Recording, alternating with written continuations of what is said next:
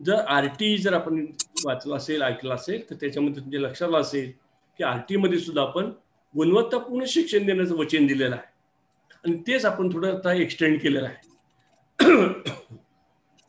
हे जे काय व्हायब्रंट ज्याला म्हणतो आपण, थोडंसं उत्साही म्हणा किंवा ज्याला काय म्हणूया की अगदीच आनंददायी, फार द्वेष निर्माण करणार अशा प्रकारचं आपण शिक्षण एक वातावरण तयार करणार आहोत अशी अपेक्षा आहे. त्याचबरोबर आपण महत्वाची आणखी गोष्ट करतोय की कॉन्स्टिट्यूशन व्हॅल्यूज जे आहेत, म्हणजे समता, स्वातंत्र्य, बंधुत्व जे काय आहेत, याच्याबद्दल विद्यार्थ्याच्या मध्ये एक प्रकारचा रिस्पेक्ट निर्माण व्हावा अशी अपेक्षा आहे. सर्वसामान्यपणे असं आपण पाहतो की सुशिक्षित झाल्यानंतर सुद्धा माणसं की कुठल्याही या घटनेतला हे गोष्टी न पाहता अजूनही आपण अंधश्रद्धा असते, धर्म, जाती, वंश यामध्ये गुंतून पडलो आहोत. याच्यातून थोडंसं बाहेर पडावं. आणि भारत हे राष्ट्र आहे, राष्ट्राला एक संविधान आहे आणि त्या संविधानाने काही मूल्य आपण मानलेली आहेत. त्या मूल्याबद्दल आपला आदर वाटला पाहिजे, तरच आपण त्या मूल्याचा स्वीकार करू. आणि ही गोष्ट धरून लक्षात घेऊन तशा प्रकारची मूल्य विकसित व्हावीत, त्याबद्दल आदर निर्माण व्हावा, ही एक अपेक्षा या पॉलिसीमध्ये ठेवलेली आहे. तसेच केवळ मूल्यच नव्हे तर काय अधिकार आहेत आपल्याला. म्हणजे या ठिकाणी असं नाही, लक्षात घ्या की केवळ काही वेळा असं आपलं ऐकायला मिळतं की आपण एक देशात राहतो, म्हणजे केवळ आपल्याला त्या विशिष्ट सरकारनं किंवा विशिष्ट पक्षाला किंवा एका विशिष्ट विचारसरणीला आपण बांधलेलो आहोत का, असं नाही. तर आपले काय राईट आहे, आपल्याला आपण जसं म्हणतो की बाबा फ्रीडम टू स्पीच आहे, तर जे जे आपल्याला याच्यामध्ये फ्रीडनेस. आज एक बातमी वाचली मी काल की मध्य प्रदेश सरकारनं असा एक निर्णय घेतला की आम्ही आमच्याच लोकांना 80% लोकांना काहीतरी रोजगार देणार. तर तुमचं महाराष्ट्र सरकारबद्दल अशा विचारात आहे, अशी बातमी वाचली. आणि आजच बातमी इंडियन एक्सप्रेसला अशी आहे. आणि मी काल असंच म्हणत होतो, काल मी फेसबुकवर पोस्ट टाकली होती की असं करता येईल का कोणत्या सरकारला, जर फ्रीडम टू स्पीच आहे, जर आपल्याला कुठल्याही देशात राहायचं स्वातंत्र्य आहे, असं करता येत नाही असं मला वाटतं. आणि मग हे जर आपल्याला काय राईट आहे, मग मी मध्य प्रदेशमध्ये राहिलो, वाढलो, तर मला नोकरी मिळणार नाही का, आमच्या ठिकाणी मिळणार नाही का, हे माझा राईट आहे की नाही. तर ह्या आपल्याला आपल्या हक्काबद्दल तरी जाणीव आहे का, तर ही जाणीव देखील करून देण्याचं या ठिकाणी आपण ठरवलेलं आहे या शिक्षण पॉलिसीमध्ये. आता एक दुसरा एक भाग आहे की ज्याला मी म्हणतो की सोशली आणि इकॉनॉमिकली डिसएडव्हान्टेज ग्रुप जो आहे, की ज्याला सामाजिक आर्थिक वंचित असा जो गट आहे समाजातला, अशा गटांचा देखील विचार आपण या पॉलिसीमध्ये करत आहोत. याच्यामध्ये कोणत्याही जेंडर इक्वॅलिटी आहे. आता ही जेंडर आयडेंटिटी मध्ये आतापर्यंत आपण फक्त स्त्री आणि पुरुष असं थोडासा विचार करत आलेलो आहोत. आता हळूहळू आपण स्त्री पुरुष समानतेकडे चाललेलो आहोत. अजूनही आपण फार आलेलो आहोत असं म्हणणार नाही मी, पण चाललेलो आहोत. पण आपण एका घटकाकडे दुर्लक्ष केलं होतं, तो म्हणजे ज्याला तृतीयपंथी म्हणतो आपण लोक, त्यांचाही विचार आता आपण करणार आहोत. त्यांचाही हक्क आहे, त्यांचाही विचार आपल्याला केला पाहिजे. तसंच या ठिकाणी ज्या वेगवेगळ्या जाती जमाती आहेत आणि ह्या सगळ्या जाती जमातीतले काही अडचणी ज्या असतील, त्या गटातली मुलं जर शिक्षणापासून वंचित राहणार असतील तर चालणार नाही. या सगळ्या वंचित गटातल्या मुलांना देखील सामावून घेण्याचं आपण धोरण या ठिकाणी ठेवलेलं आहे. बऱ्याच वेळा काही ठिकाणी मी वर्तमानपत्रात देखील काही वाचलं की शैक्षणिक धोरण हे मागासवर्गीयाच्या विरोधात आहे, असं एक ठिकाणी कुठं वाचलं. हे चुकीचं आहे. म्हणजे माझ्या माहितीत तर असं कुठं आलेलं नाहीये, कारण असं कुठेही म्हणलेलं नाही की ह्या उलट सगळ्या गोष्टींना त्यांनी असा उल्लेख केलेला आहे की सगळ्या शेड्यूल कास्ट असतील, शेड्यूल ट्राईब असतील, आदिवासी असतील, ओबीसी असतील, या सगळ्यांचा आपण विचार करतो आणि त्यांना सामावून घ्यायचा आपला विचार आहे. आणि त्याचबरोबर जागृतिकल सुद्धा, म्हणजे ज्याला हिली एरियाज असतील, डोंगराळ जो काय भाग असेल तिथला असेल किंवा असा रिमोट एरिया असेल, इथल्या सुद्धा काही मुलांचा सुद्धा आपण विचार करणार आहोत. आणि यासाठी त्यांनी काय म्हणलेलं आहे पहा, तर यासाठी खाली अगदी शेवटचं जर आपण पाहिलं तर असं लक्षात येईल तुमच्या की ते स्वतंत्र एक गट नेमला जाणार आहे याचा अभ्यास करण्यासाठी. पुन्हा म्हणजे ह्याच्यातले पुन्हा प्रत्येकासाठी वेगळं, म्हणजे जेंडर आयडेंटिटी जे आहेत त्यासाठी वेगळा, सोशल कल्चरल आयडेंटिटी जे आहेत त्यासाठी वेगळा. हे सगळं बघण्यासाठी आपल्या स्वतंत्र आणखी गट, अभ्यास गट निर्माण केले जातील आणि त्यांच्या काही शिफारशी येऊन त्यांच्यासाठी आपल्याला काय करता येईल त्या दृष्टीने देखील विचार करण्यात येणार आहे. म्हणजे कुठल्याही समाजाला कुठलाही घटक आपण बाजूला ठेवलेला नाही. म्हणजे ते दिव्यांग असतील, म्हणजे अध्ययन अक्षम असतील, अंध अपंग असतील, ह्या सगळ्यांचा आपण विचार करतो आहोत. एवढंच नाही की जे काही चाइल्ड बेगर्स आहेत, म्हणजे ज्याला आपण म्हणतो भिकारी आहेत, अशी मुलं, रस्त्यावरची मुलं, ज्याला अनाथ मुलं, या देखील ह्या मुलांना सुद्धा आपण या सगळ्या शिक्षण प्रवाहामध्ये सामावून घ्यायचं धोरण ठेवलेलं आहे.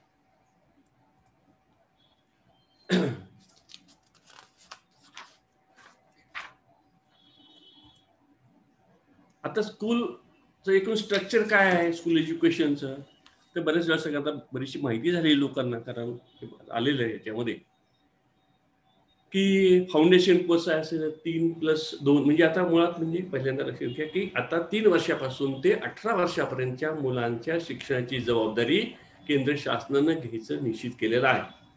म्हणजे RTE जो आहे तो आता आपण इथपर्यंत एक्सटेंड केलेला आहे.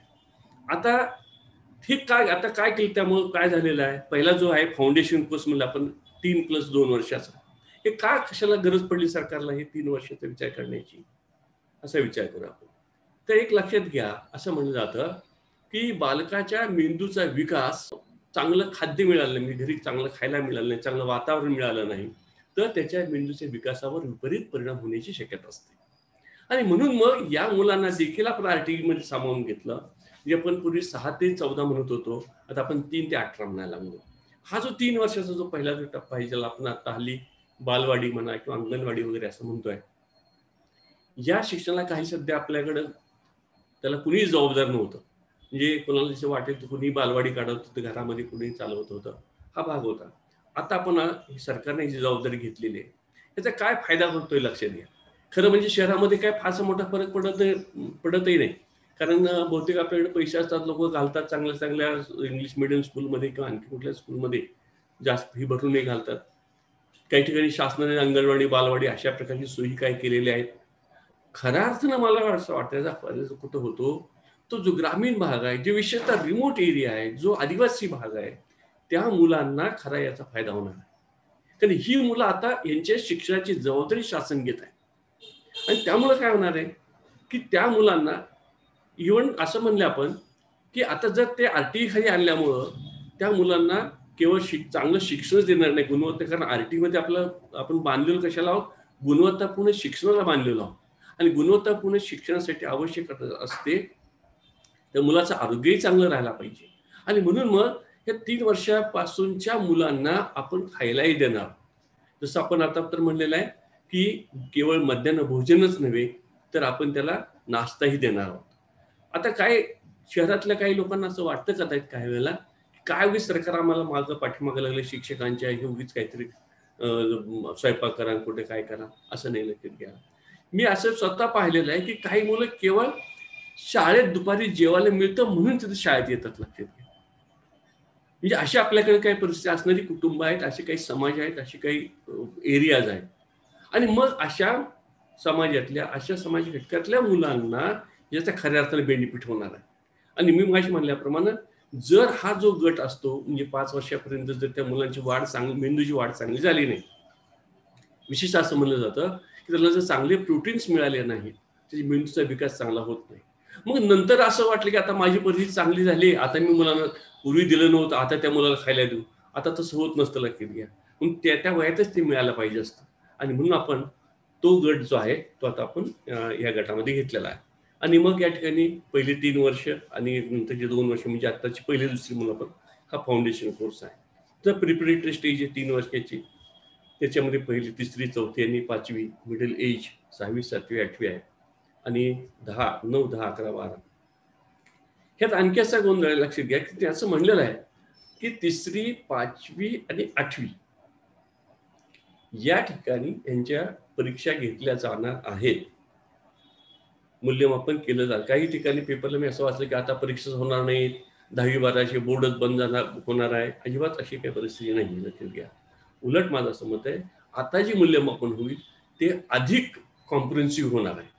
एवढंच नाही की हे जे या ठिकाणी असं म्हणलेलं आहे की 3री, 5वी आणि 8वी या ठिकाणी, मला असं वाटतं अजून त्याचे तपशील आलेले नाही, परंतु मला असं वाटतं कदाचित पूर्वी जसं आमच्याकडे ज्या काळात आम्ही शिकलो त्यावेळेला 4थी आणि 7वीला केंद्र परीक्षा असायची. तशा प्रकारे साधारणपणे तशी व्यवस्था होईल का काय असं मला वाटतं. तर ते आपल्याला हे सगळं कधी कळेल, हे चित्र कधी स्पष्ट होईल, तर शासनानं आता एक परख नावाची पुन्हा एक अभ्यास गट नेमलेला आहे स्कूल एज्युकेशनच्या इम्प्लिमेंटेशनसाठी. म्हणजे आता हे काय होणार शिक्षणाचं ह्या स्कूल एज्युकेशन, आता तुम्ही मला शंका विचारली तर मी फार फार उत्तर देऊ शकणार नाही. त्या डॉक्युमेंटमध्ये तेवढंच मी तुम्हाला सांगू शकतो. परंतु हे जे बारकावे जे आहेत, तपशील जे आहेत, हे कसं इम्प्लिमेंट होणार, काय होणार, हे सगळ्यासाठी एक परख नावाचा एक अभ्यास मंडळ नेमलेला आहे. आणि तो अभ्यास गट जो आहे, त्या अभ्यास गटाचे रिपोर्ट या 2-3 महिन्यात येणं अपेक्षित आहे. आणि त्यावेळेला आपल्याला याचं चित्र आणखी थोडंसं स्पष्ट होऊ शकेल. आता हे जे early childhood education learning in the formative years म्हणलेलं आहे, आता हे काय करायचंय पहा.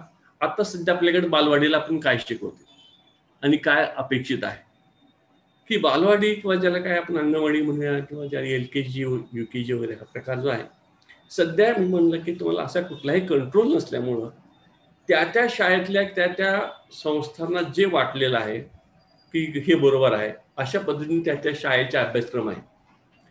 काही शाळांमध्ये असं पाहिलं मी की ते पहिल्यापासून ABCD शिकवायला लागले. मी 3.5 वर्षाच्या मुलाला देखील ते ABCD शिकवत आहेत, 1-2 शिकवत आहेत. आता हे कितपत बरोबर आहे, ते अपेक्षित आहे का तिथं, हे असं काही नव्हतं. आम्ही ज्या शिक्षण तज्ज्ञ म्हणून आम्ही सांगायचं हे चुकीचं आहे बाबा. पण ते काही शाळांनी मला सांगितलं, सर काय करणार आम्ही, पालकांचा असा आग्रह असतो, आमचा मुलगा जर 4 महिने झाला शाळेत येतो त्याला अजून 1-2 सुद्धा येत नाही, म्हणून आम्ही घालतो. आणि म्हणून कारण त्याचं कारण काय की मग ह्या शाळा काही हे नव्हती, त्यामुळे मग ते बिचाऱ्या शिक्षकांना मी दोष देत नाही, संस्थेलाही दोष देत नाही. मग पालकांची अशा अपेक्षामुळं ते शिक्षक देखील त्याच पद्धतीने शिकवत होते त्यांना, एक 1 2 3 शिकव किंवा आणखी काही इंग्रजी कविता शिकव. मला अजून आठवते की ते इंग्रजी कविता आणि 1 to म्हणजे काय 100 1 ते 100 आणि ABCD हे साधारणपणे बालवाडीचे अभ्यासक्रम असतात आणि थोडाफार खेळ. आता अशी अपेक्षा नाहीये. इथं काय करायचंय पहा या ठिकाणी, की डेव्हलपिंग क्युरिओसिटी, मुलांची क्युरिओसिटी वाढवायची आहे. या ठिकाणी लॉजिकल थिंकिंग, प्रॉब्लेम सॉल्व्हिंग अशा ज्या गोष्टी आहेत, या ज्या आहेत ह्या वाढवा. आता तुम्हाला सर कसलं लॉजिकल थिंकिंग एवढ्या लहान मुलांना, कसलं हे क्रिएटिव्हिटी, कसली डेव्हलपिंग क्युरिओसिटी म्हणतात. एक लक्षात घ्या, ह्या गोष्टी ह्या आपल्यात आहेतच. त्याचं आपण फक्त या ठिकाणी काय करतो, बाहेर काढतो आहोत. त्यामुळे असं काय समजून की त्याच्यामध्ये नसतात आणि आपल्यामध्ये असतात. तर हे जे आहे, हे आपल्याला या ठिकाणी या वर्षामध्ये शिकवायचं आहे. शिकवायचं म्हणण्यापेक्षा तशा प्रकारचं वातावरण निर्माण करा. हल्ली आपण शिकवणं सुद्धा म्हणत नाही. त्याचबरोबर केवळ ह्याच गोष्टी नाही, तर आपण अशी अपेक्षा केलेली की त्याचा निसर्गाबरोबर त्याचा संवाद साधला पाहिजे. त्यांनी ज्या कला वेगवेगळ्या आहेत, नाट्य असेल, संगीत असेल, अभिनय असेल, ह्या छोट्याशा गाणी, गोष्टी, गप्पा हे आपल्याला त्या ठिकाणी शिकवायचे मुलांना. त्याचबरोबर की आपण बालवाडीत मुलाला का घालतो, हा तर एक पूर्वी सुद्धा म्हणजे आताच म्हणत नाही, मी नवीन धोरणातच म्हणत नाही, पूर्वी सुद्धा आपण का त्यातलं एक कारण असं असायचं की मुलाचं सोशलायझेशन व्हावं. कारण घरात हल्ली काय असतं, 1-2च मुलं असतात आणि त्याचं सोशलायझेशन होत नाही. काही लोक अलीकडं होम स्कूलला देखील फार प्राधान्य द्यायला लागले. माझं मत विचाराल ते चुकीचे वाटतं मला होम स्कूल हा प्रकार. तर होम स्कूलपेक्षा सुद्धा शाळेमध्ये मुलांना शिकणं, ग्रुपमध्ये शिकणं हे अत्यंत आवश्यक असतं आणि तशा प्रकारची संधी या ठिकाणी मिळत असते. आणि इथं सुद्धा मुलांना तिथं अपेक्षित आहे टीमवर्क, एखादी गोष्ट सगळ्यांनी मिळून करता येणं. त्याचा अन्यथा काय होतं की मूल एकांगी म्हणतं, मुलाचा विकास एकांगी होतो. असा होऊ नये. आणि हे सगळं कसं करायचं आहे, तर सगळ्या गोष्टी ह्या सगळ्या प्ले बेस्ड म्हणजे खेळातून सगळ्या शिकवायच्यात आपल्याला. म्हणजे या ठिकाणी खेळातून शिकवणं म्हणजे याला पूर्वी असं म्हणत होतं पहा, फार पूर्वी मला आठवतंय, एक आनंददायी शिक्षण नावाचा प्रकार मध्ये आपण आणलाच महाराष्ट्रामध्ये. तरी साधारण ती कल्पना या ठिकाणी आहे की हे सगळं आनंद आहे. म्हणजे मुलाला जसं हे म्हणतात किंवा कृष्णमूर्ती म्हणायचे की 2च ठिकाणं अशी आहेत की ज्या ठिकाणी व्यक्ती त्या ठिकाणी प्रवेश करायला नाकारतो. ते म्हणजे एक म्हणजे तुरुंग आणि शाळा. लहान मूल शाळेत जायला नाकारतं आणि तो एखादा म्हणू शकतो शिक्षा झाल्यानंतर त्या जेलमध्ये जायला नकार देतो. म्हणजे ह्या इतकी वाईट गोष्ट आहे का मग आपली शाळा अशी असावी का? शाळेला सुट्टी म्हणल्यानंतर मुलांनी एकदम हुई हुर्री करणं हे कशाचं लक्षण आहे? मुलाला का असं वाटावं की शाळा सोडून जावं घरी आपण, असं नाही वाटायला पाहिजे. मुलांना असं वाटलं पाहिजे उलट मी शाळेत थांबलं पाहिजे. म्हणजे हे कधी होईल तर शाळेत जर आनंददायी वातावरण असेल, शाळेचं खेळकर वातावरण असेल तर होईल. आणि तीच अपेक्षा या ठिकाणी व्यक्त केलेली आहे. वेगळे काय फार काय त्याच्यामध्ये नाहीये. नंतर स्वतःची जाणीव मुलांना व्हायला पाहिजे. आता आपण आताही अभ्यासक्रमात अपेक्षा करतोय. नंतर काही एटिकेट्स समाजामध्ये वावरताना जे काही एटिकेट्स असतात, आता हे सुद्धा अलीकडे शिकवण्याची गोष्ट झालेली आहे. पूर्वी काय होतं बऱ्याच वेळेला की ज्यावेळेला एकत्र कुटुंब पद्धती त्यामुळे काही गोष्टी मुलं घरातच शिकत होती. पण आता या गोष्टी शिकवण्याच्या झालेल्या आहे. कारण एक घरामध्ये फक्त 2च मुलं वाढत आहेत. आता आणखी काय काय या ठिकाणी करायचे पहा की की काय काय याच्यात अपेक्षा त्यांनी काय केलेलं पहा. म्हणजे त्यासाठी काय अपेक्षा म्हणण्याची काय व्यवस्था केलेली यासाठी की त्यांनी काय केलं की पुस्तकं जी आहेत NCERT पुस्तकं तयार करेल आणि ही फार कमी किमती. आता तर आपल्याकडे महाराष्ट्रात आपण फ्रीज देतो आहोत. पण त्यांना समजलेलं आहे की अत्यंत अल्प किमतीमध्ये म्हणजे मुलांना पुस्तकाचा कुठलाही बोजा पडू नये, आर्थिक बोजा पडू नये अशा प्रकारची पुस्तकं तयार केली जातील. अभ्यासक्रम तुम्हीच करणार आहात. पण सगळं जर त्याचा जो त्याला राष्ट्रीय त्याला की असेल टच असेल त्या ठिकाणचा जो काही अभ्यासक्रम असेल त्याच्याशी एक देश म्हणून म्हणजे भारत हा एक देश म्हणून जे काही मुलांच्या मध्ये आपल्याला घडवायचं आहे त्याचा जो बेस असेल त्या बेसशी निगडीतच तुमच्याकडचा अभ्यासक्रम असेल. ही नॅशनल मिशन जे आहे त्याच्याशी सगळ्यात तुमच्या गोष्टी असणार आहे. तसेच काही कौशल्य जे आहेत म्हणजे याला अत्यंत मूलभूत कौशल्य जे असतात ती मूलभूत कौशल्य या ठिकाणी शिकवणं अपेक्षित आहे. आणि या ठिकाणी आताही सध्या मला वाटतं ते ॲप आहे जे दीक्षा ॲप आहे लायब्ररीज या ठिकाणी आपण ओपन करतो आहोत. आता यासाठी सगळा जो हेच मी म्हणल्याप्रमाणे ह्या सगळ्या ज्या गोष्टी आपण करायच्या म्हणतोय ह्याचा जो तपशील आहे हा तपशील थोडासा आपल्याला नंतर कळेल. आता हा जो काही अर्ली चाइल्डहुड केअर एज्युकेशन असं म्हणलेलं आहे की प्ले बेस्ड मगाशी आपण चर्चा केली आहे की तो खेळाधारित असला पाहिजे, ऍक्टिव्हिटी बेस्ड असला पाहिजे आणि डिस्कवरी बेस्ड असला पाहिजे. आता सध्या सुद्धा आपला साधारणपणे प्ले बेस्ड असतो नाही असं नाही, मी असं म्हणत नाही की आता काहीच होत नाही तसं. खेळाधारित असतो, ऍक्टिव्हिटी बेस्ड पण असतो. पण बऱ्याच वेळा असं होतं मग अशी म्हणलं की पालकांचंच दट्ट्या असं असतो त्या ह्याच्यावर की नाही मुलांना आमच्या लिहायला वाचायला आलं पाहिजे अशी साधारणपणे त्यांची अपेक्षा असते. आणि त्यामुळे थोडंसं मग ह्याच्याकडे थोडं दुर्लक्ष होतं. आणि तिकडं म्हणजे बऱ्याच वेळा काही बालवाडी मी पाहिले चांगल्या शाळा असतात की तिथे खूप खेळायची साधनं असतात, मुलं खेळत असतात. परंतु पालक मात्र पालकांची तक्रार असते काही त्या शाळा उपयोग नाही की त्या शाळेत आमच्या घातल्या मुलाला 6 महिने झालं तर काही अजून येत नाही अशी. आणि त्यामुळं तो गोंधळ होतो. तर आपल्याला लक्षात घेतलं पाहिजे आता सुद्धा आपल्याला प्ले बेस्ड एज्युकेशन ठेवणार आपण, ऍक्टिव्हिटी बेस्ड मुलांच्या काहीतरी कृती करता आलं पाहिजे. आणि विशेषतः डिस्कवरी बेस्ड हा एक महत्वाचा भाग आहे. थोडासा हा आपण ऍड म्हणूया केलेला नवीन भाग आहे की त्या मुलाला थोडासा मगाशीच आपण क्युरियोसिटी म्हणत होतो त्याचा थोडासा पुढचा भाग की मुलाला काहीतरी वाटलं पाहिजे वेगळं असं का होतं बाबा. एक साधी गोष्ट आहे पहा की आकाश निळं का दिसतं मुलाला शंका यायला पाहिजे सारखी. मुलांनी त्याचा शोध घेतला पाहिजे, विचारला पाहिजे. ठीक आहे शोध म्हणजे काय संशोधनाने फार मोठं केलं पाहिजे, ठीक आहे त्यांनी विचारलं पाहिजे ना कुणाला तरी. आपले शिक्षक असतील म्हणा, पालक असतील म्हणा किंवा शेजारी असतील म्हणा, अशा पद्धतीचा साधारणपणे त्याचा जो काही भाग असेल कुठली कृती करताना सुद्धा हे असं का होतं.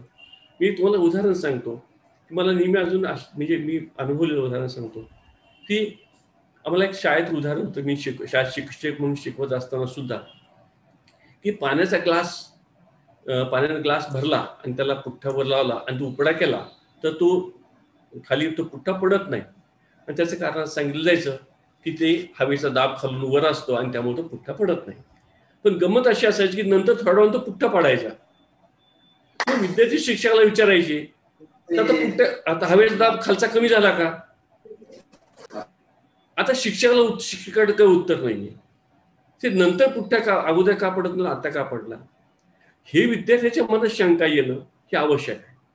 अशा पद्धतीचं म्हणजे डिस्कवरीचा अर्थ या ठिकाणी अशा आपल्याला. त्याचबरोबर मग अल्फाबेट वगैरे जे आहे ह्यात आपल्या नेहमीचाच भाग आहे की अक्षर ओळख आहे आणि तुमचे नंबर्स आहेत, रंग, शेप, इंडोर गेम्स वगैरे हा सगळा भाग आहे त्या अर्ली चाइल्डहुडमध्ये. आणि प्रिपरेटरी स्टेजमध्ये reading, writing, speaking, physics, education, language, science and maths. आता ह्या सध्या आपला जो भाग आहे तोच आहे. फारसा काही त्याच्यामध्ये विशेष असं काही फारसा फरक होत नाही. आता या ठिकाणी काय केलेलं आहे या ठिकाणी की अभ्यास काय केलेलं आहे, अभ्यासक्रमाचा कंटेंट कमी करायचं म्हणलेलं आहे क्लिअर कट. मग आता असा प्रश्न पडतो अभ्यासक्रमाचा कंटेंट जास्त करता आपला, तर अभ्यासक्रमाचा कंटेंट कमी करायचा म्हणजे इन्फॉर्मेशनचा कंटेंट कमी करायचं. नीट लक्षात घ्या, कंटेंट अभ्यासक्रमाचं कंटेंट कमी करत नाही आपण, रिडक्शन इन करिक्युलम नाही कमी करत आपण. काय करतोय, रिडक्शन इन इन्फॉर्मेशनचा जो पार्ट आहे तो कमी करतोय.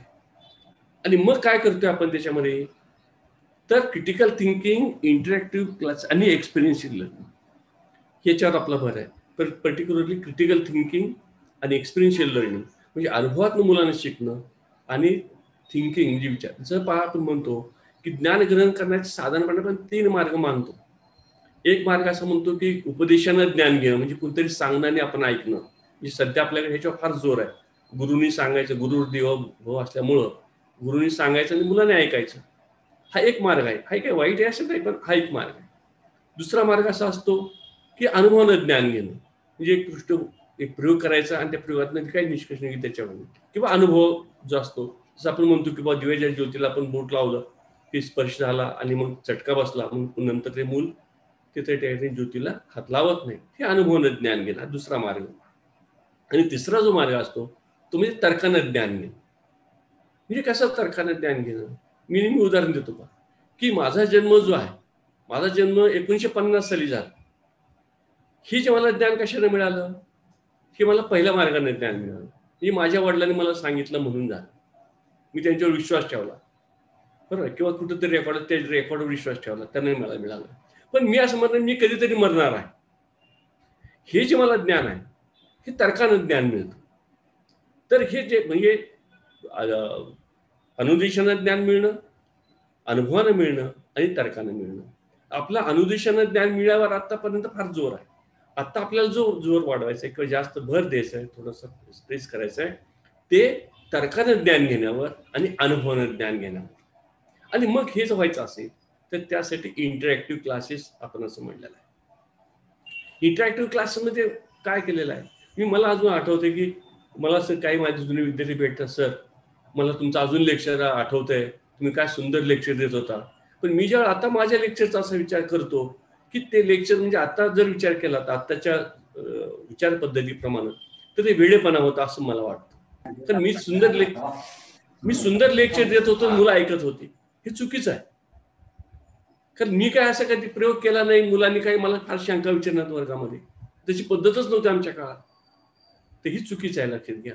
मुलांनी वर्गात प्रश्न विचारणं, मुलांच्या शंकाला शिक्षकांनी उत्तर देणं, म्हणजे प्रत्येक शिक्षकांचा प्रश्न विचारणं असं नाही, तर मुलांनी विचारणं, हा जो इंटरॅक्टिव्ह भाग आहे, हा इंटरॅक्टिव्ह भाग हा सगळ्या याच्यामध्ये अपेक्षित आहे.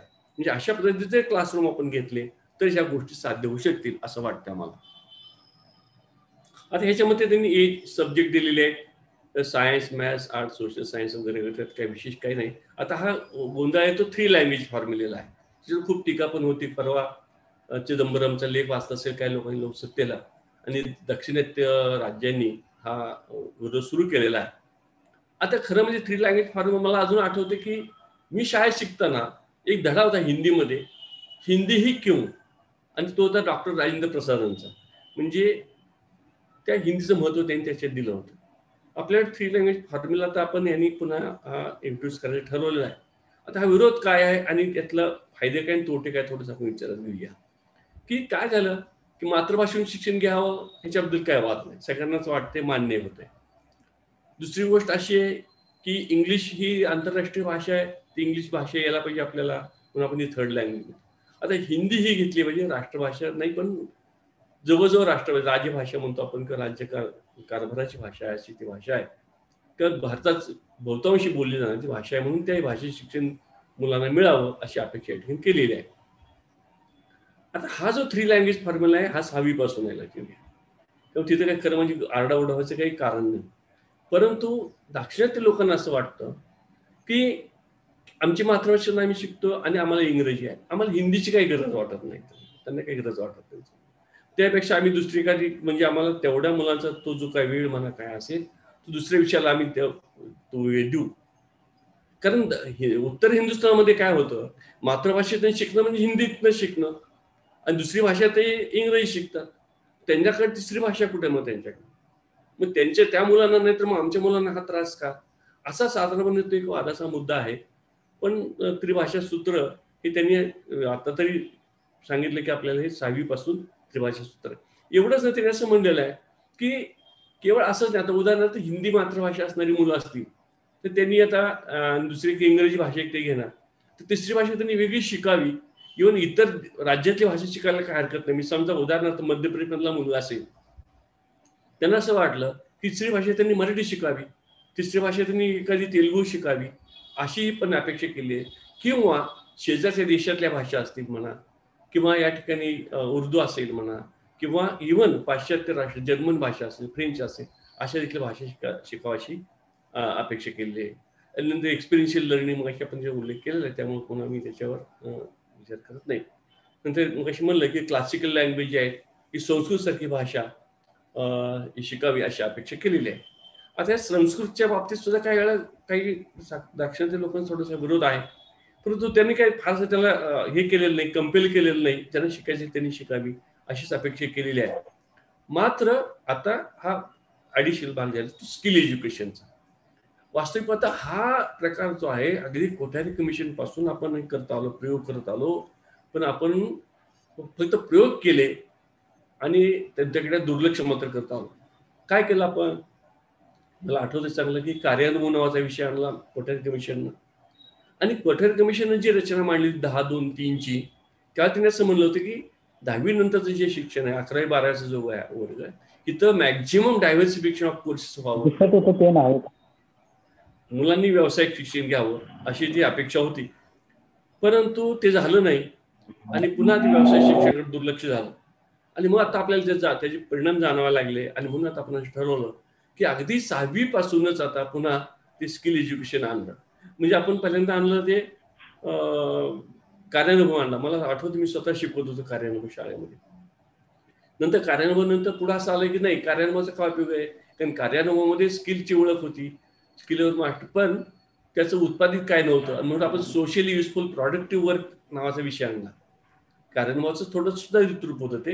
आणि आता सुद्धा आपण आता स्किल इंट्रोडक्शन, कारण स्किल एज्युकेशन आपण उच्च शिक्षण देखील घेणार आहोत आणि म्हणून आपण आता हे सुरुवातीला 6वीलाच आपण सुरू करत आहोत या ठिकाणी अपेक्षा केलेली आहे. म्हणजे मुलांना एक लक्षात घ्या, आपल्याकडं खरं म्हणजे स्किल एज्युकेशन किंवा व्यवसाय शिक्षण पुढे जाऊन त्याला व्यवसाय शिक्षण म्हणून आपण पुढे गेल्यानंतर ह्या शिक्षणाचा खरा गाभा जो असेल किंवा खरा विरोध किंवा काही अडचण असेल ती ही आहे, आपली व्यवसायाकडे बघण्याची वृत्ती, श्रमाकडे बघण्याची वृत्ती. मला आठवते कोठारी कमिशनच्या याच्यामध्ये किंवा कार्यान्वयन आपण सुरू केलं त्यावेळेला श्रम प्रतिष्ठा हा त्यात महत्वाचा भाग होता.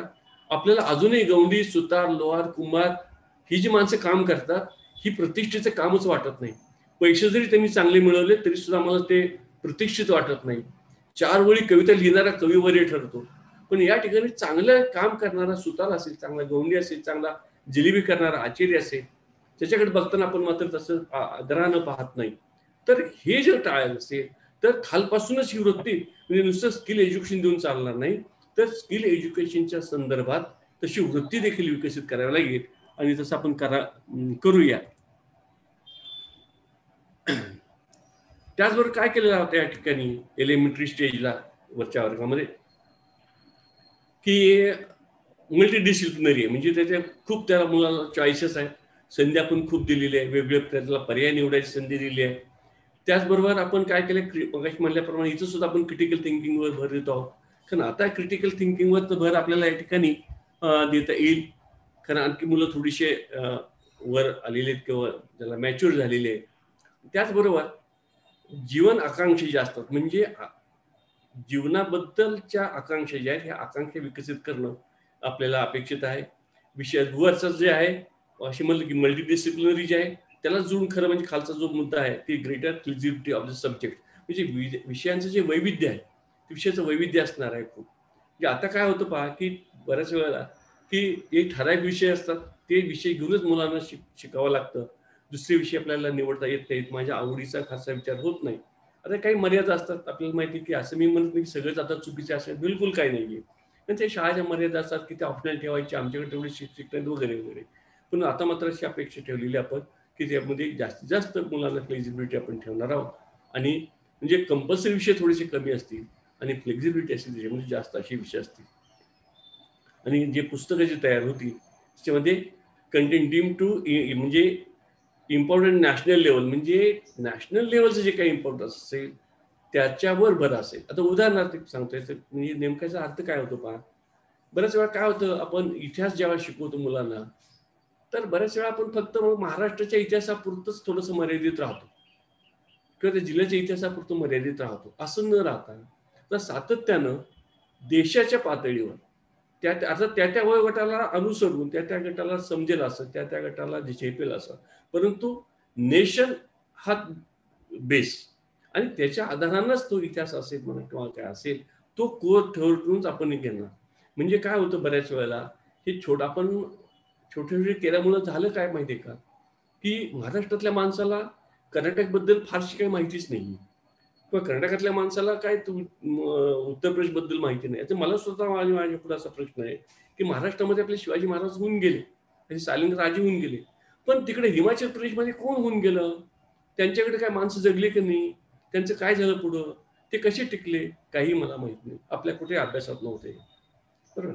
म्हणून ह्या सगळ्या विचार देशाचा म्हणजे एका स्टेटचा न विचार करता, एखाद्या प्रांताचा किंवा एखाद्या छोट्याशा गटाचा विचार न करता संपूर्ण देशाचा विचार करून आपल्याला त्या ठिकाणी अभ्यासक्रम तयार करण्यात आपण.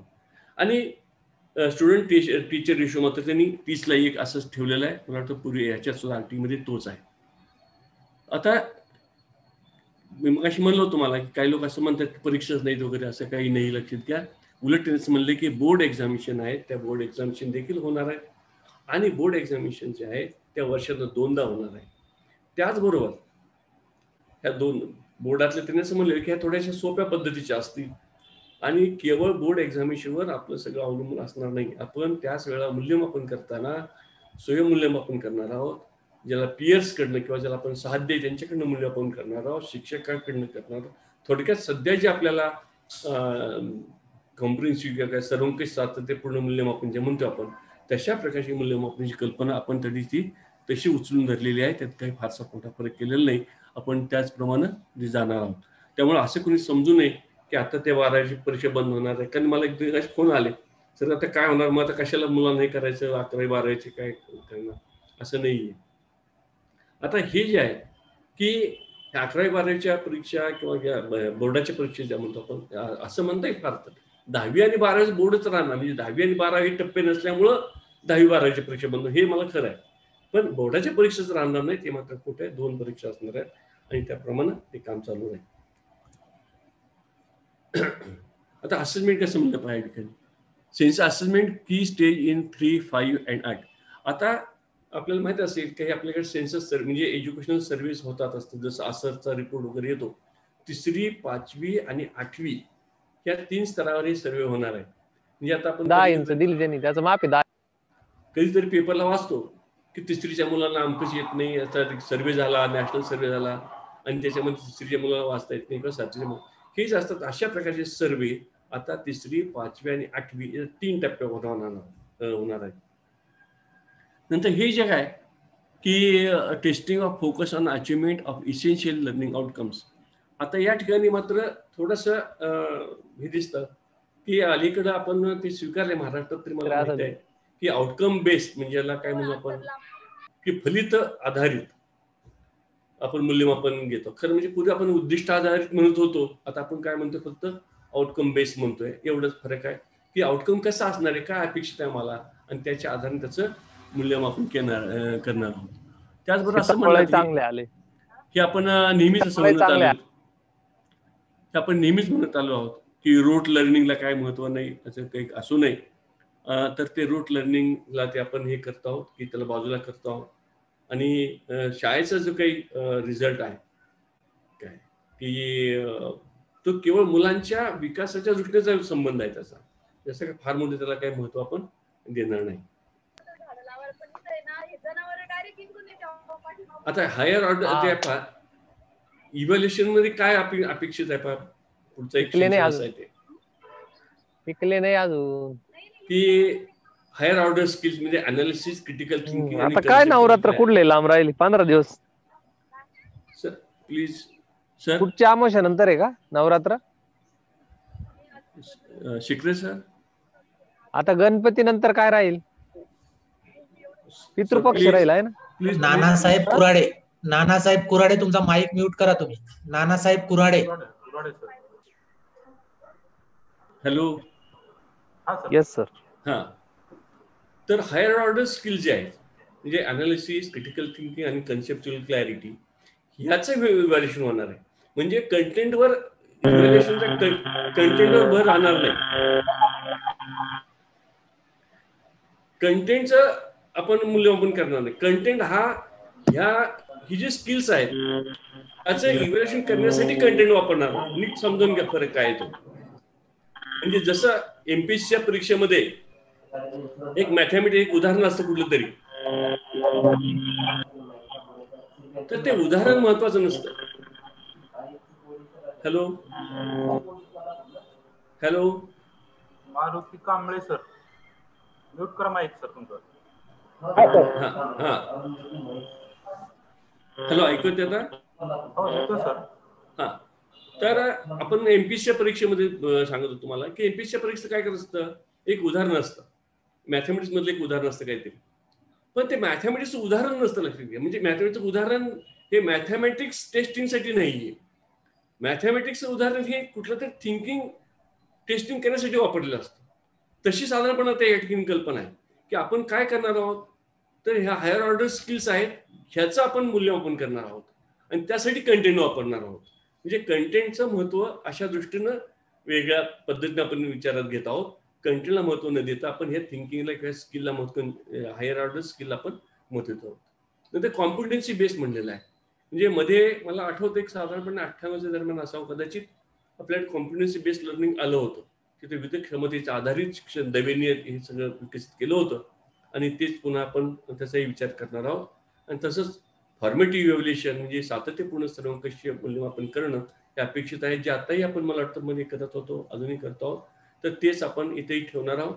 कारण आता एक वाद सध्या विद्यापीठाच्या परीक्षेच्या बद्दल चालू आहे की थर्ड इयरची परीक्षा जी आहे तर ती काय घ्यायची का नाही वगैरे वगैरे, काय भानगड असेल ती. आता जर फॉर्मेटिव्ह इव्हॅल्युएशन जर चांगल्या पद्धतीने झालं असेल, मी काय म्हणतो ऐका, जर फॉर्मेटिव्ह इव्हॅल्युएशन आपण चांगल्या पद्धतीने केलं तर मग एखादी परीक्षा समजा ड्रॉप झाली तरी काही बिघडणार. आता ते कॉलेजला होते का नाही वेगळं आहे, परंतु इथं आपण मात्र हे फॉर्मेटिव्ह इव्हॅल्युएशन आपण बऱ्यापैकी मध्ये तरी करत होतो. आता मला माहिती नाही नेमकं आज काय परिस्थिती, परंतु बऱ्यापैकी आपण करत होतो. त्यामुळे समजा एखाद्या परीक्षेत नाही आला मुलगा तरी सुद्धा त्याचं फॉर्मेटिव्ह इव्हॅल्युएशन आहे, त्याच्या आधाराने आपल्याला निर्णय घेणं सोपं जातं. जसं मगाशी म्हणलं तुम्हाला की बोर्ड एक्झाम्स आहेत त्या थोडे सोप्या केल्या जातील आणि वर्षामध्ये ते 2दा होतील. सोप्या केल्या नाही, काय सोप्या केल्या जातात मला काही कळत नाही आणि आपण सोपं करायच्या भानगडीत का पडतो हेही मला कधी कळालेलं नाही. परंतु म्हणलं एवढं खरं, कारण सारखं आपण सोपं करणं हा काय प्रकार आहे म्हणजे अजून लक्षात येत नाही. काही गोष्ट आपण त्या मुलांना अवश्य लक्षात घ्या की नेहमी असं म्हणलं जातं की मुलांना शिक्षण शिकवताना श्रेयस द्यावं का प्रेयस द्यावं, म्हणजे मुलांना प्रिय होईल ते द्यावं की मुलांना श्रेयस्कर असणारं द्यावं. तर मी ह्या मताचा आहे की मुलांना प्रिय होईल असं विचार करता मुलांना काय आवश्यक आहे, काय श्रेयस्कर आहे ते दिलं पाहिजे. आणि म्हणून सोप्या करायचं वगैरे ठीक आहे, पण ते म्हणले त्यांनी की आपण बोर्ड एक्झाम हे सोपा करणार, मुलांच्यावर ताण येणार नाही आणि आपण हा ताण कमी करायचा थोडासा हा प्रयत्न आहे.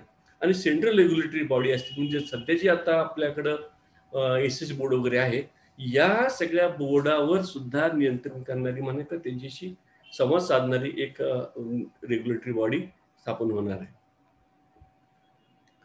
आता हे मगाशी म्हणल्याप्रमाणे की आरटीईचं एक्सटेन्शन आहे हे की 3 वर्षापासून ते 18 वर्षापर्यंत ह्या मुलांचा जो काही भाग आहे आता आपण जबाबदारी शासनाने घेतलेली आहे.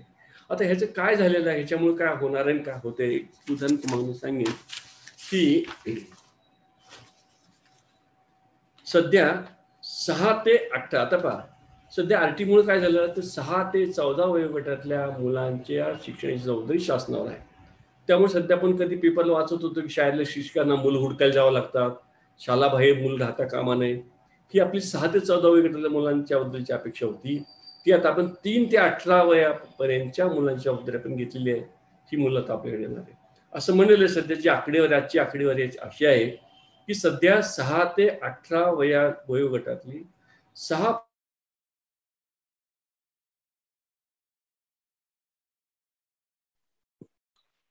तर तुमचा माईक म्यूट झालाय Jagtap sir.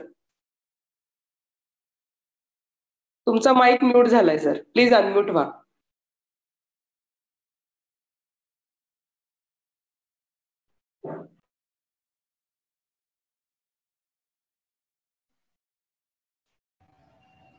Hello. Okay sir, okay sir. Sir पुन्हा म्यूट झाला. हॅलो. हा सर, आवाज ऐकता येतो. हा, तर सध्या 6 ते 18 वयोगटातली जी मुलं आहेत ती 6,20,00,000 मुलं शालाबाह्य आहेत. म्हणजे ही 6,20,00,000 मुलं शाळेत येतील ह्याच्यामुळं. आता हा जो काही भाग आहे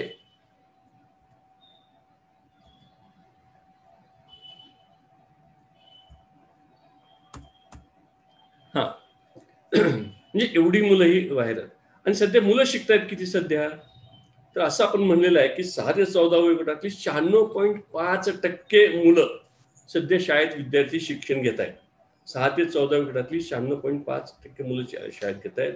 आणि त्याच्यामध्ये 12वी पर्यंत किती मुलं पोहोचतात पहा. गमतीशीर आकडे असे आहेत की 6वी ते 8वी मध्ये 90.7 मुलं आहेत. 9वी ते 10वी 9 ते 10 79.3 आणि 12वीच्या अखेरपर्यंत 51.3. म्हणजे हे प्रमाण कमी झालेलं आहे.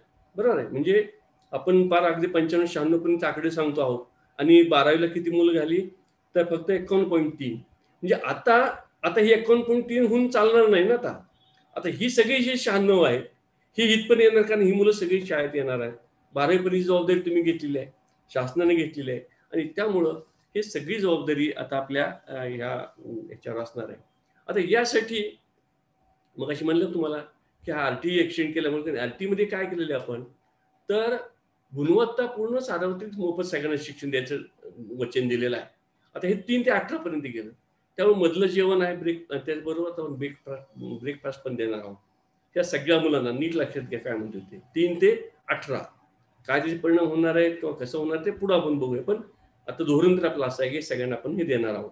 कारण आपण त्याचबरोबर आता ह्यासाठी जे शिक्षक आहे आता त्या गुणवत्तापूर्ण शिक्षण देणार असं म्हणल्यामुळं आपल्याला काय करावं लागेल. आता आपण TET का आली लक्षात आलं तुमच्या.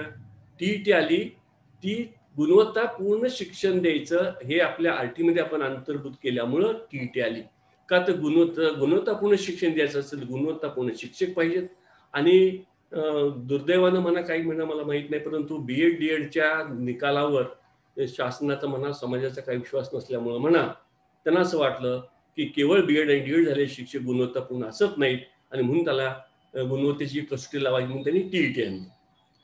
आता ही TET जी आहे आता ही TET सगळ्यांना द्यावी लागणार आहे. कुणाला 3 वर्षापासून ते 18 वर्षापर्यंतच्या, म्हणजे आता आपण म्हणूया बालवाडीच्या शिक्षकांना पण 4 वर्षाचं BEd करावं लागेल आणि TET द्यावी लागेल. आणि इव्हन आता 11वी 12वीचे जे लोक आहेत आतापर्यंत 8वी पर्यंतच्या शिक्षणच फक्त TET होती. आता 9वी 10वी 11वी 12वी या वर्गांना शिकवणाऱ्या शिक्षकांना सुद्धा TET द्यावी लागेल. नंतरच ते गुणवत्तापूर्ण शिक्षक समजले जाते.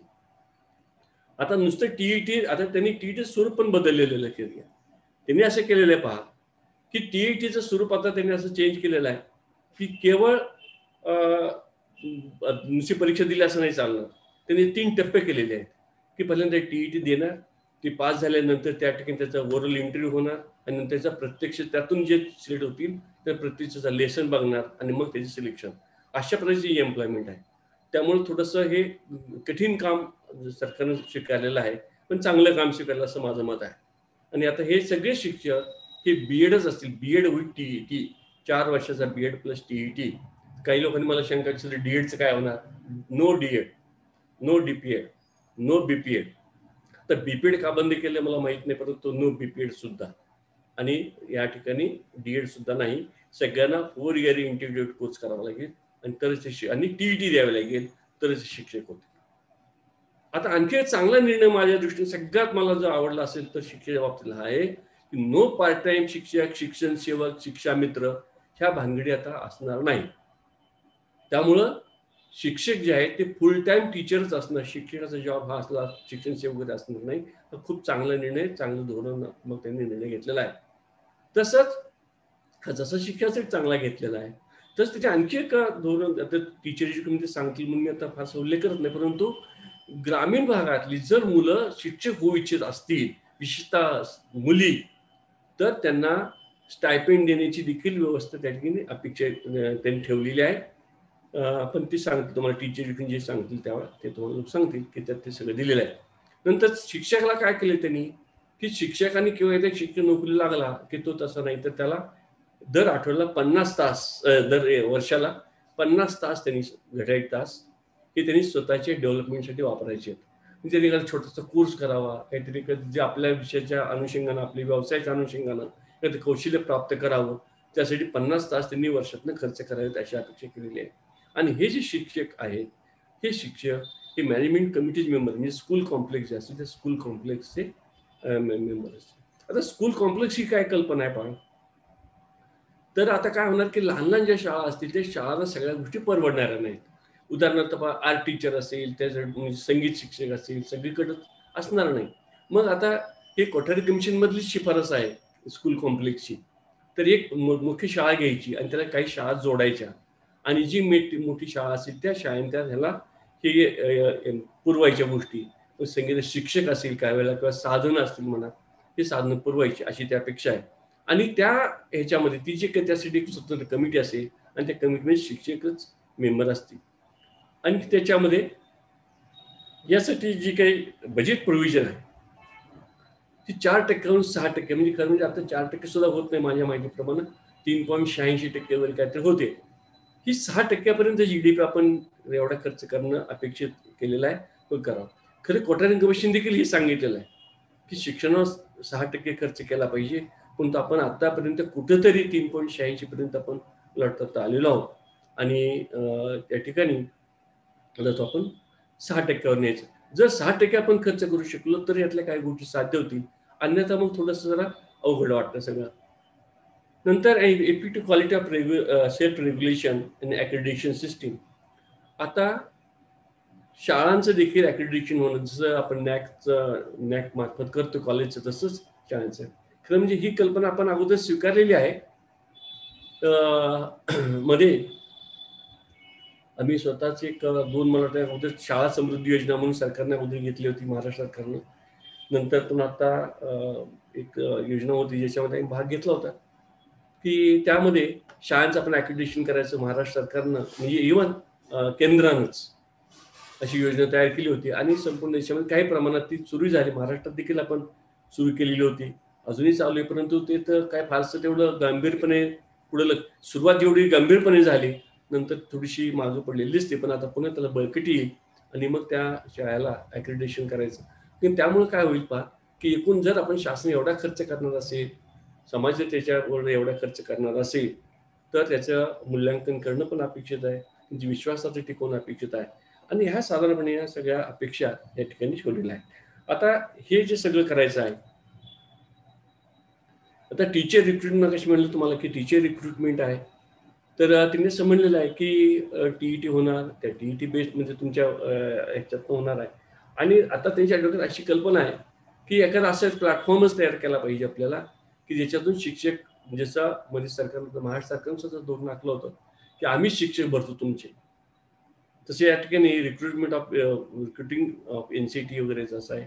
तर ह्या शिक्षकाची जी काही नेमणूक आहे अशी एका स्वतंत्र यंत्रणेमार्फत आपल्याला निर्माण करता येईल का, अशी एक साधारणपणे योजना आहे. त्याचबरोबर अशी एक योजना आहे की संपूर्ण शिक्षणासाठीच एक शिक्षण आयोग स्वतंत्र नेमावा आणि त्या शिक्षण आयोगाच्या अंडर सर्वच शिक्षण जी काही प्रक्रिया आहे ती चालावी. म्हणजे ते थोडासा जसं आता आपण निवडणूक आयोग असतो, स्वायत्त असतो, त्याला खास शासनाचा इंटरफिरन्स नसतो, तर उद्या शिक्षण आयोग जर झाला तर त्यात आणखी जास्त आपल्याला स्वायत्तता मिळेल आणि आपल्याला चांगल्या पद्धतीचे निर्णय घेता येतील. मी पण आता म्हणलं की लोकांना असं वाटतं की हे सगळं शक्य आहे का, हे सगळं शक्य आहे का होणं, काय शक्य आहे का नाही मला माहिती नाही. आपण प्रयत्न लक्षात घ्या, शासनाने एक धोरण ठरवलेलं आहे आणि धोरण शक्य आहे की नाही हे आपण ठरवायचं ना, हे आपण करायचं आहे. आणि मला असं वाटतं की जसं आपण मागं कोठारी कमिशनने काही शिफारशी केल्या आणि मग त्यातल्या काही आपण अंमलात आणल्या, काही नाही आपण अंमलात आणू शकलो, पण बऱ्याच आपण अंमलात आणल्या. 1986ला पण धोरण आणलं, त्यातल्या काही गोष्टी आपण घेतल्या, काही आपण नाही आणल्या, पण आपण पुढेच चाललेलो आहोत ना. त्यामुळं हेच या ठिकाणी असं होणारच नाही, असंच होणे असं काही लोकांना असं वाटतं, तर असेच बिलकुल नाही. लक्ष द्या, एकच आपण आपलं काम असं राहील की आपण सर्वांनी मिळून, शेवटी हे सगळं धोरण राबवायचं असेल तर आपण जर सगळ्यांनी गांभीर्याने घेतलं, आपण जर प्रामाणिकपणे प्रयत्न केले तर निश्चितपणे हे धोरण चांगल्या पद्धतीने आपण राबवू शकू. आणि आपण, मला वाटतं सगळ्यांची आपल्याकडून शासनाची, समाजाची अशीच अपेक्षा आहे आणि आपण सगळ्यांनी मिळून राबवूया. मला वाटतं आपण इथं थांबूया आणि जर काही कोणाला शंका असतील तर आपण शंकासाठी थोडासा वेळ देऊया.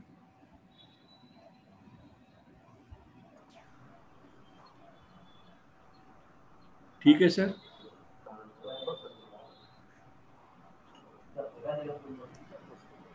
Hello sir.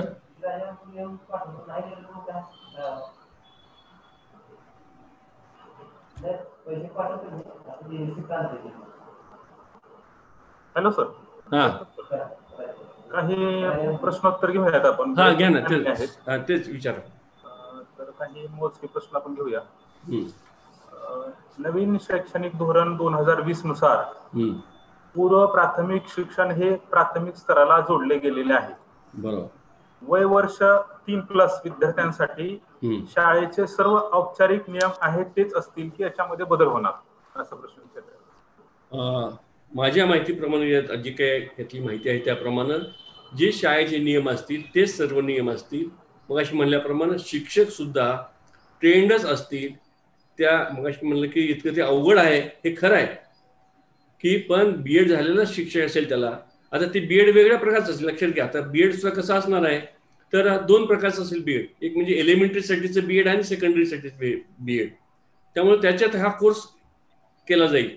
तर तसं शिक्षणाच्या बाबतीत आहे, तसं जे प्राथमिक शाळेचे जे नियम असतील ते सगळे त्याला, म्हणजे थोडक्यात आता त्या बालवाडीच्या वर्गात काम करणारे जे शिक्षक आहेत त्यांना सर्व संरक्षण हे मिळणार आहे.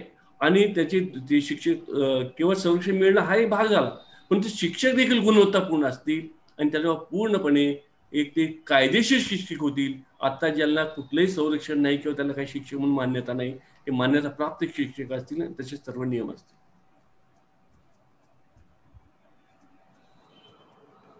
Thank you sir. आणखी प्रश्न आहे, मातृभाषेतून शिक्षणाला महात्मा गांधी किंवा नवीन शैक्षणिक धोरण 1986 कोठारी आयोग यांनीही प्राधान्य दिलेले आहेच. या नवीन शैक्षणिक धोरण 2020 नुसार मातृभाषेला प्राधान्य देणार याची व्यापकता नेमकी किती गृहीत धरायची आपण? एक अडचण कुठं आहे पाया की मातृभाषेतून शिक्षण दिलं पाहिजे हे सर्व जगातले शिक्षण तज्ञ सांगतात, आपणही सांगतो. अडचण कुठं आहे? आवाज येतो का सर माझा? सर आवाज येतो का माझा? आवाज येतो का माझा?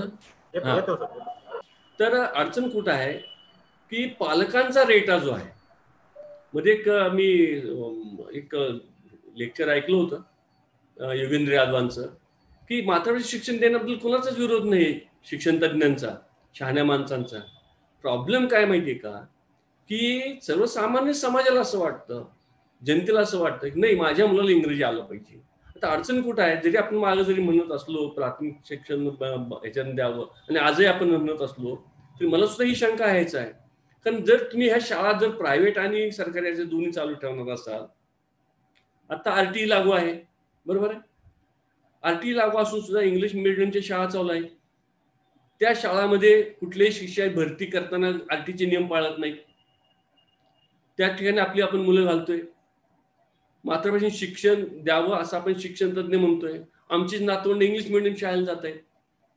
हा जो प्रकार आहे आणि हे इंग्लिश मिडियमचं जे खूळ आहे किंवा काय म्हणू आपण, लोकांचा जो काही आवड आहे म्हणा, खूळ आहे म्हणा, तर तो जोपर्यंत रेटा कमी होत नाही तोपर्यंत जरी शासन म्हणलं, धोरण जरी आखलं तरी सुद्धा ते काय होईल मला माहित नाही.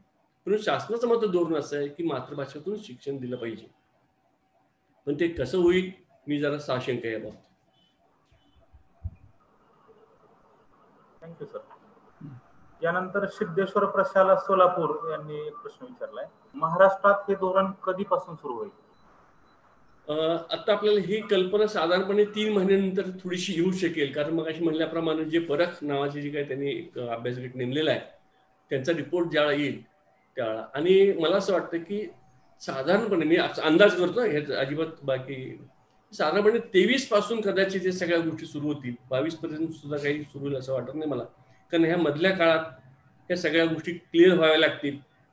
राज्य सरकार कोणता भार उचलणार आहे, केंद्र सरकार भार कोणता उचलणार आहे, स्कूल कॉम्प्लेक्सची रचना कशी असणार आहे, ह्या गोष्टी जोपर्यंत क्लिअर होत नाही ती जबाबदारी कुणाची. समजा आपण स्कूल कॉम्प्लेक्स म्हणलं की माझ्या शाळेला तुमच्या 10 शाळा जोडल्या, तर त्या शाळा जर जोडल्या असतात, समजा हायस्कूलला प्राथमिक शाळा जोडायचं आपण म्हणलंय का हायस्कूलला किंवा याला, आता हायस्कूलवर असे शब्द वापरत नाही पण आपण असं ठरलं तर त्याला जे साहित्य द्यायचं आपण त्याचा खर्च कोण करणार आहे, या गोष्टी क्लिअर व्हायला सगळ्या मधला काळ जावा लागेल. आणि म्हणून इतकं जल्दबाजी होईल असं वाटत नाही. मला असं वाटतं की 23 पासून ते कदाचित हे प्रायमरी लेवल पासून तरी सुरुवात होईल. काही गोष्टी तर नक्कीच सुरुवात होईल. सर मी बोलू या संदर्भाने थोडंसं? हा बोल. सर मी तांबळे बोलतो, मुंबईला एज्युकेशन ऑफिसर आहे. हा. आता हे ज्या नवीन शैक्षणिक धोरणाची जी काही अंमलबजावणी आहे तर ती शैक्षणिक वर्ष 22-23 पासून करण्याचा मनोदय आहे सर शासनाचा. नाही, चांगली गोष्ट नाही झाली तर खूपच उत्तम, आम्हाला आवडेल. पण असं वाटतं आम्हाला की हे सगळ्या गोष्टी, कारण कसं आहे सर, तुम्हाला कल्पना, तुम्ही शासनाचं काम करता तर ह्या सगळ्या गोष्टी कसं, आता मुळात अजून म्हणजे माझी जे काही थोडीशी धारणा आहे ती अशी आहे की आता हे सगळं धोरण पहिल्यांदा जाहीर झालेलं आहे, हे अजून लोकसभेत पास होणार आहे, हे जर कायद्यात रूपांतर होईल रूल्स तयार होतील. ह्या सगळ्या गोष्टी म्हणजे आता उद्याचं अधिवेशन येणार, सप्टेंबरमध्ये अधिवेशन आहे, त्याच्यानंतर मग ते रूल्स तयार होतील. नंतर महाराष्ट्र शासनाशी त्यांचा संवाद होईल अशा प्रत्येक स्टेटचा. आता जे काही मी मगाशी म्हणलं तुम्हाला, त्रिभाषा सूत्रासारख्या ठिकाणी त्याला विरोध चालू आहे. ह्या सगळ्या गोष्टी काय करायचं मग अशा वेळेला, ह्या सगळ्या गोष्टी चर्चा लोकसभेमध्ये होईल.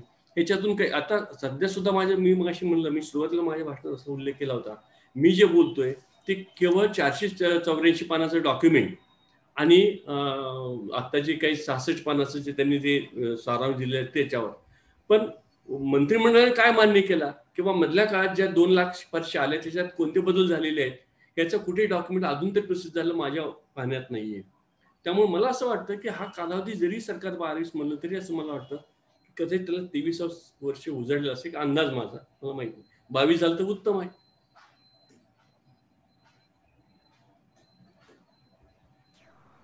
हॅलो.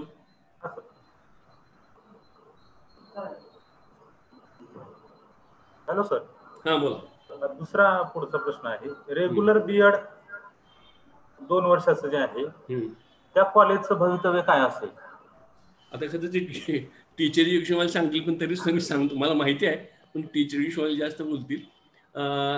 काय झालेलं आहे पहा की सुरुवातीला आपल्या एनसीटीने काय घोटाळा म्हणजे एक धोरण म्हणून ठरवलं होतं की 2 वर्षाचंच बीएड होणार, 1 वर्षाचं बीएड काय चालणार नाही का, म्हणजे 2 वर्षाचं 4 वर्षाचं होणार, 2 वर्षाचा कोर्स चालणार नाही, 29-30 पासून ते टोटली पुढे ते बंद होणार आणि 4 वर्षाचंच बीएड असणार आहे. आता या पॉलिसीमध्ये मात्र त्यांनी काय केलेलं आहे की 4 वर्षाचा कोर्स पण राहील आणि 2 वर्ष बीएड पण राहील. म्हणजे जे विद्यार्थी 12वी नंतर बीए बीडला जातील असा एक प्रकार असेल. दुसरा एक प्रकार असा असेल की ते ग्रॅज्युएट झाल्यानंतर बीएड करणारे असतील, त्यांना 2 वर्षाचा कोर्स उपलब्ध राहणार आहे. आणि त्याच्या पुढे जाऊन जी मुलं पोस्ट ग्रॅज्युएट असतील त्यांना 1 वर्षाचं बीएड असणार, असे त्या पॉलिसीमध्ये तरी म्हणलेलं आहे. त्यामुळं तुर्तास आपण आता अडचण मला ती वेगळी वाटते, म्हणजे म्हणजे क्लिअर कट आपल्या 2 वर्ष बीएड राहणार, 1 वर्षाचं राहणार आणि 4 वर्षाचं राहणार आहे. पण खरी अडचण मला अशी वाटते की त्यांनी काय केलं की हा सगळा जो पोर्शन आहे तो सगळा अकॅडमिक कॉलेज जोडलेला आहे. पण हे जरी समजा 4 वर्ष असू देत, 2 वर्ष असू देत किंवा 1 वर्ष असू देत, हे स्वतंत्र बीएड कॉलेज असणार नाहीत, हे त्या अकॅडमिक कॉलेजच पार्ट अँड पार्सल असतील, हे मात्र खरं. पॉलिसीमध्ये सुद्धा तसंच म्हणलेलं आहे.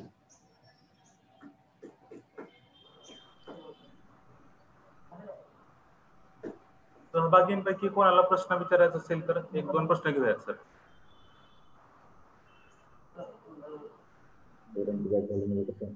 हॅलो सर, दोन प्रश्न घेऊया फक्त. डीएलएड कॉलेज याच्याबद्दल काय? DElEd college, hello hello DElEd हाँ कॉलेज. सर, डीएल हाँ, एड हेलो, एक मिनिट. डीएल एड हाँ हा सर, ये प्रकार, कौन बोल रहे थे? हॅलो, हॅलो, डीएलएड कॉलेज हा प्रकार असणार नाही. नाही. आता सध्या चालू आता असलेले आता त्याबद्दल आता प्रश्न काय येईल मग आताच्या, बोल रहे थे, गणेश हॅलो ने. हॅलो, गुगल याला आपल्याला आलं होतं. हॅलो हा सर, हॅलो, सध्या करत असणारे डीएलएड कॉलेजचं काय? हा आता जे डीएलएड कॉलेज आहेत काय हा, त्याचं काय होणार माहिती आहे, डीएड इथून पुढे डीएड हा प्रकार असणार नाही. आता प्रश्न काय येईल मग, सर आम्ही आता डीएड मध्ये काम करणारे लोक आहेत त्यांचं काय करणार आहोत, त्या मुलांचं काय?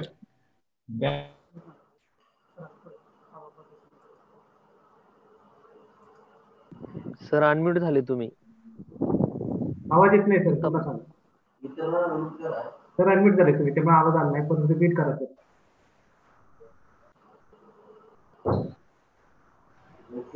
हॅलो हा सर. हा रिपीट करा सर, आवाज आला नाही. हा, तर डीएलएड हा कोर्स राहणार नाही. आता प्रश्न राहिला की डीएलएड मध्ये काम करणाऱ्या लोकांचं काय करायचं, त्या मुलांचं काय, बरोबर आहे. आता डीएलएड मध्ये म्हणजे माझं जे काय परसेप्शन ते असं आहे की डीएलएड मध्ये जे काम करणारे जे ग्रँटेबल आहेत किंवा शासकीय आहे तो स्टाफ सरप्लस होईल, तो स्टाफ सरप्लस होईल आणि सरकार त्याची व्यवस्था करेल. जे विनाअनुदानचे आहेत त्यांच्याबद्दल काय सरकार खरी जबाबदारी घेतच नाहीये. त्यामुळे हा प्रश्न येणार नाही. आणि जे विद्यार्थी आहेत त्यांनी आता 12वी नंतर ह्याला ऍडमिशन घ्यावं, बीएडलाच ऍडमिशन घ्यावं.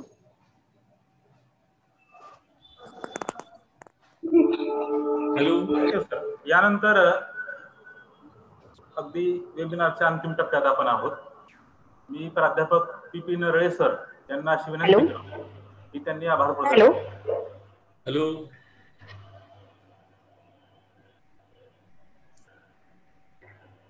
हॅलो सर, एक प्रश्न विचारायचा होता. बोला. सर, सर्वसमावेशक शिक्षणाच्या बाबतीत आता शासनाची भूमिका काय राहील? नाही, त्यांनी काय म्हणलेलं आहे त्यासाठी आम्ही एक स्वतंत्र त्यासाठी कमिटी नेमतो आहोत. सर्वसमावेशक शिक्षण जे आहे ना त्यासाठी स्वतंत्र त्यांचा एक गट, अभ्यास गट असणार आहे आणि ते त्याचं धोरण ठरवणार आहे.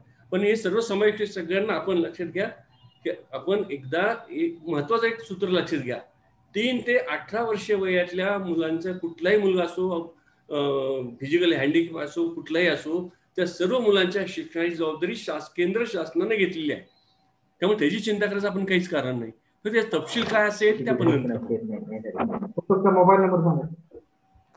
9822 615 464.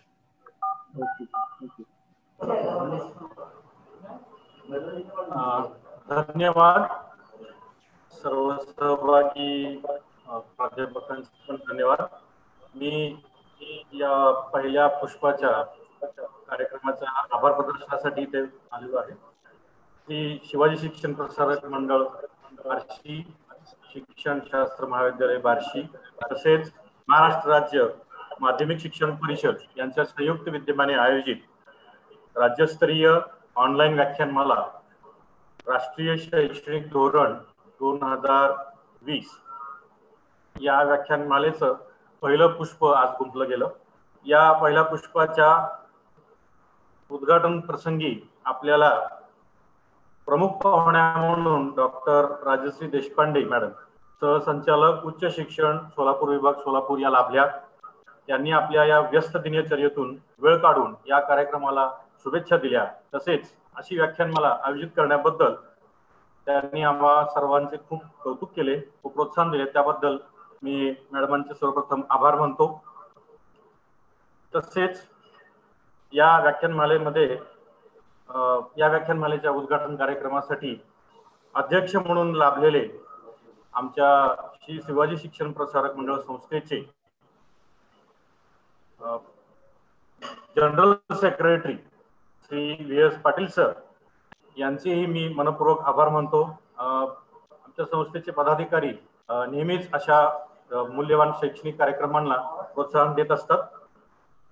त्यानंतर मी आजच्या या पहिल्या पुष्पाच्या कार्यक्रमासाठी साधन व्यक्ती म्हणून लाभलेले डॉक्टर एच.एन. जगताप सर, ज्येष्ठ शिक्षण तज्ञ डॉक्टर ह.ना. जगताप सर यांनी अतिशय सोप्या भाषेत आपले मौलिक विचार मांडले या नवीन शैक्षणिक धोरणाबद्दल.